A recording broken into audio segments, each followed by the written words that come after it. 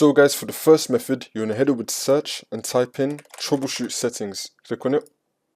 And then once you're on this, you're going to click on other troubleshooters. And then you're going to find network and internet. Click on run. And now this will come up. If it finds anything, it will fix it for you. If that's still not working for the second method, you're going to head over to search and type in view network connections. Click on it. And then once you're on this, if you see your network adapter has been disabled, then you're going to right click on it and then click on enable. So make sure that your network adapters have not been disabled. You want them to be enabled instead. And then once you do that, you now want to right click on it and then click on diagnose. Again, if it detects anything, it will try to fix it for you. And now for the next method, you're going to head over to search again and type in check for updates. Click on it. And then once you're on this, you're going to click on check for updates. Make sure your computer is fully up to date. And now for the next method, you're going to head over to search again and type in device manager. Click on it.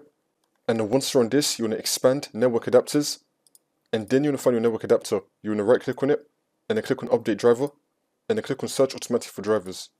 Make sure that you have the best drivers for your device installed. And now for the next method, you're going to head over to search again and type in CMD. Then you're going to run it as administrator. And then click on yes. And then once you're on this, you're going to type in netsh space winsock space reset and click on enter. And now we're going to type in netsh space int space ip space reset and click on enter again. And now we're going to type in ipconfig space / release. Click on enter. And now we're going to type in ipconfig space / renew. Click on enter again. Wait for this to load.